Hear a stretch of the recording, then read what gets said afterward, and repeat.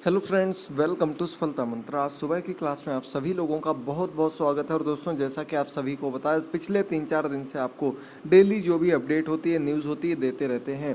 तो आज डेट है 24 सितंबर और आज एक बार फिर से कुछ बड़ी खबर है, कुछ न्यूज़ हैं जो आप लोगों को देने वाले हैं। कल से सुबह 9 बजे आपकी लाइव क्लासेज स्टार्ट हो जाएंगी। आप लोग अच्छे से उनमें अपनी पूरी तैयारी कर सकते हैं। चैनल को सब्सक्राइब कर लीजिएगा, बेल आइकन को प्रेस कर दीजिएगा। तो दोस्तों, ब्रेकिंग न्यूज़ क्या है, सबसे पहले आपको बता देते हैं शॉर्ट में। 69,000 भर्ती मामले में आज सभी अधिकारियों को, उत्तर प्रदेश के बेसिक शिक्षा के सभी अधिकारियों को एनसीबीसी में प्रस्तुत होना है। एनसीबीसी आपका जो पिछड़ा वर्ग आयोग है, वहां पर इसकी सुनवाई होने वाली है, जिसकी डेट आज की लगी थी। आज 2 बजे वहां पर इस पर सुनवाई होने वाली है। अगला दोस्तों, लिस्ट को लेकर संशय बरकरार है। लिस्ट को लेकर अभी तक किसी भी प्रकार की कोई स्थिति क्लियर नहीं हो पा रही कि लिस्ट आएगी भी या नहीं आएगी, या सिर्फ ये एक बार फिर से दिया गया जुमला था, झांसा था। तो चलिए इस पर भी बात करेंगे। अगला यूपीएसआई, सबसे बड़ी खबर दोस्तों, यूपीएसआई यानी कि सब इंस्पेक्टर यानी कि दरोगा भर्ती उत्तर प्रदेश में होने वाली है। आपको पहले भी बता चुके हैं, लगभग 9500 पदों पर ये भर्ती होने वाली है और इसका एग्जाम दिसंबर के में होने के 100% चांसेस बन रहे हैं। इस पर भी बात करेंगे और कुछ अन्य खबरें हैं आपके एलटी ग्रेड टीजीटी से संबंधित, उस पर बात करेंगे। सभी लोग एंड तक बने रहिएगा। तो दोस्तों, ये लेटर आप लोग अपने सामने देख रहे होंगे। ये लेटर आपका जारी किया गया है जो पिछड़ा वर्ग आयोग है उसके द्वारा। इसमें देखिए लिखा है, regarding the recruitment of for 69,000 post. Teacher वाला जो 69,000 पोस्ट का रिक्रूटमेंट था, इसको लेकर एक बार पिछले माह भी सभी अधिकारियों को एनसीबीसी में बुलाया गया था, लेकिन वहां पर कोई स्थिति क्लियर नहीं हो पाई थी। इसलिए उनको दोबारा से सभी डॉक्यूमेंट तैयार करने के लिए कहा गया था। अब बात कर लेते हैं मुद्दा क्या। तो दोस्तों, मेन मुद्दा यहाँ पर एमआरसी का है और जो आरक्षण का सही से प्रयोग नहीं किया गया उसको लेकर है। सरकार का कहना है कि आरक्षण का बिल्कुल सही प्रयोग किया गया, लेकिन कुछ इसमें चयनित अभ्यर्थी और कुछ ऐसे अभ्यर्थी जो सिर्फ और सिर्फ भर्ती को फंसाना चाहते हैं, उन लोगों ने मिलकर यहाँ पर केस किया था। तो उसमें आज की डेट लगी है और उसमें साफ साफ था कि बिना हमारी अनुमति के, बिना हमें संतुष्ट किए आप भर्ती को आगे नहीं बढ़ा सकते हैं। तो अब आज ये देखना होगा कि यहाँ पर कौन कौन पहुँचता है। रेणुका सिंह जी को बुलाया, जो कि अपर मुख्य सचिव हैं, इनको बुलाया गया। इसके अलावा जो पीएनपी सचिव हैं, इनको भी बुलाया गया। अन्य एससीईआरटी से अधिकारियों को भी प्रस्तुत होने के लिए लेटर जारी किया गया है।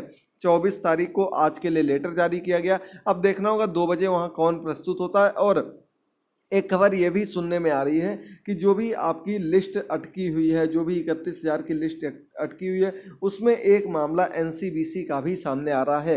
हालांकि लिस्ट को लेकर अभी किसी भी प्रकार की कोई 100% सटीक खबर नहीं सामने आ पाई है। कई न्यूज़ वायरल हो रही हैं, उसमें कहा गया कि अधिकारियों की आपसी सहमति नहीं बन पा रही है, अधिकारी संतुष्ट नहीं हो पा रहे हैं कि किस प्रकार से लिस्ट को तैयार किया जाए, क्या उसमें बदलाव किए जाएं और किस प्रकार से आरक्षण का प्रयोग किया जाए। हालांकि सीधे सीधे मुख्यमंत्री जी का आदेश है 31,661 भर्ती को एक सप्ताह में पूरा करने का, और ये एक सप्ताह का आधा सप्ताह निकल चुका है। अब देखना होगा इस बार एक सप्ताह कितने दिन का होता है। अगर आपको भर्ती नहीं करनी थी तो आप डायरेक्टली पहले ही कह सकते थे कि इस भर्ती को कोर्ट की वजह से नहीं किया जा रहा और कोर्ट ऑर्डर आने के बाद तुरंत इस प्रक्रिया को आगे बढ़ा दिया जाएगा, लेकिन ऐसा नहीं किया गया दोस्तों, और एक बार फिर से भर्ती को अटकाने का काम किया गया है। अब देखना होगा कि कहां तक। और दूसरी बात यह है दोस्तों कि 31,661 को बांट करके इन्होंने एक नई बहस को आगे बढ़ा दिया, और वो बहस है कि जो 67,867 के अभ्यर्थी थे उनमें आपसी फूट हो गई, आपसी विवाद बन चुके हैं, और ये विवाद अब कहां तक पहुंचते हैं। मामला कोर्ट में पहुंच चुका है। कई बीटीसी अभ्यर्थियों ने, कई चयनित अभ्यर्थियों ने भी कोर्ट केस किए हुए हैं। हालांकि उसमें 1-2 केस खारिज कर दिए गए हैं। अब आगे की स्थिति तभी क्लियर होगी जब एक ही आपका एनसीबीसी से ऑर्डर पास हो जाएगा, जब यहाँ पर अधिकारियों को संतुष्ट कर दिया जाएगा, और दूसरा मामला तब क्लियर हो पाएगा जब कोई अधिकारी सामने आकर के स्पष्ट रूप से कुछ कहता है या शिक्षा मंत्री इस पर अपनी राय रखते हैं। ये देखने वाली बात होगी। चलिए आगे बढ़ते हैं। तो हम बात कर रहे हैं यूपीएसआई भर्ती की। तो दोस्तों, यूपीएसआई भर्ती को लेकर इसके पहले आपका जेल वार्डर, फायरमैन, घुड़सवार, इनकी परीक्षाएं होने वाली। इनके फॉर्म पहले भरे गए थे, काफ़ी पहले भरे गए थे।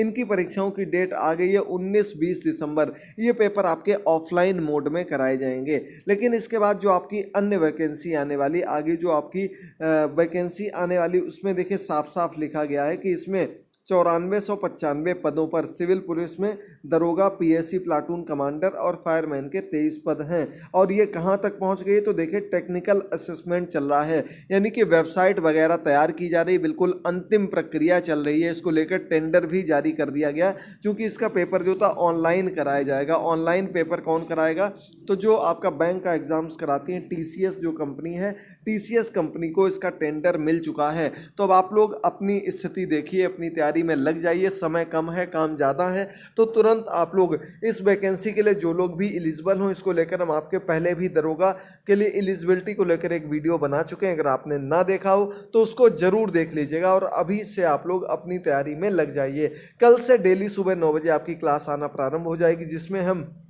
आपके हिंदी और संस्कृत के क्वेश्चंस को एक एक दिन कवर करेंगे। डेली सुबह 9 बजे और रात को 9 बजे हमारी क्लास आती हैं। सभी लोग सही समय पर जुड़ते रहिएगा और अपनी पूरी तैयारी करते रहिएगा। दोस्तों अगला आपका न्यूज़ है सीईटी एग्ज़ाम से लेकर। सीईटी एग्ज़ाम के बारे में हमने आपको बताया था, एलिजिबिलिटी टेस्ट का एग्ज़ाम है, सेंट्रल एलिजिबिलिटी टेस्ट, और सीटीईटी की तर्ज पर इसको सभी परीक्षाओं से रिलेटेड सभी भर्तियों के लिए मान्य कर दिया गया। यानी कि सीईटी एग्ज़ाम आपको देना कंपलसरी है यदि आप किसी भी एग्ज़ाम की तैयारी कर रहे हैं, यदि आप सरकारी नौकरी चाहते हैं। तो इसको लेकर एनआरए नेशनल रिक्रूटमेंट एजेंसी ने स्थिति क्लियर की और उनका कहना कि 2021 में हम पहला सीईटी एग्ज़ाम करा देंगे और इसको लेकर पूरा वार्षिक कैलेंडर जारी किया जाएगा। एसएससी हो गया आपका, इसके बाद आपका यूपीएससी भी हो सकता है, इसके अलावा बैंक, ये कुछ प्रमुख एग्जाम हैं जो आपके सीईटी के अंतर्गत आने वाले हैं। सीईटी को लेकर पूरी स्थिति तैयार की जा रही है। देखिए इसमें साफ साफ लिखा गया है कि सीईटी की सूची से एसएससी, रेलवे बोर्ड और बैंकिंग बोर्ड अपने लिए दूसरे चरण की परीक्षाएं कराएंगे। यानी कि यहाँ से क्लियर ये होगा दोस्तों कि ये आपका प्री एग्ज़ाम जो होता है वो सीईटी के माध्यम से कराया जाएगा। मेंस एग्ज़ाम अलग अलग वैकेंसीज़ के लिए अलग अलग होगा। और इसके अलावा दोस्तों आगे बढ़ते हैं दूसरी खबर की ओर। तो आप लोग अच्छे से जुड़े रहिए। देखिए इनका जो एग्ज़ाम होगा अगस्त 2021 में कराए जाने से संबंधित बात चल रही है, लेकिन स्थिति अभी तक क्लियर नहीं है। सरकार की कोई भी बात पक्की नहीं होती है जब तक अंतिम क्षण तक बात ना पहुंच जाए। तो दोस्तों ये कुछ खबर थी। इसके अलावा दोस्तों आपके उत्तर प्रदेश में एलटी ग्रेड टीजीटी का रिजल्ट काफ़ी समय से अटका हुआ था। इसको लेकर कल 9 सब्जेक्ट का जो आपका इंस्टीट्यूशन एलोकेशन का काम था वो कंप्लीट कर दिया गया। प्रवक्ता संस्कृत का संशोधित लिखित परीक्षा परिणाम भी जारी कर दिया गया है और काफ़ी मामले कोर्ट में अटके हुए थे। उसमें आपका हिंदी व अन्य सब्जेक्ट की अभी तक कोई भी लिस्ट नहीं जारी की गई थी। इसको लेकर अभ्यर्थी बार बार शिकायत भी कर रहे थे, बार बार धरना प्रदर्शन कर रहे थे। तो 1 सप्ताह का समय वहाँ भी दिया गया था। अब कई सब्जेक्ट के इंस्टीट्यूट एलोकेशन की लिस्ट जारी हो गई है। उम्मीद करते हैं आप सभी लोगों को इसमें सफलता मिले और आप लोग भी अच्छे से अपनी पूरी तैयारी में लगे रहें। अगर आप लोगों को कोई डाउट हो तो कमेंट बॉक्स में कमेंट करके पूछिएगा। मिलते हैं हम लोग अगली क्लास में। रात को 9 बजे हमारी अगली क्लास होगी और जो भी आपको अपडेट होगी, जो भी न्यूज़ देनी होगी वो आपको देते रहेंगे। इसलिए चैनल को सब्सक्राइब कर लीजिएगा। टेलीग्राम का लिंक नीचे दिया गया, वहाँ पर जरूर जुड़ते रहिए। थैंक यू दोस्तों, गुड बाय, टेक केयर।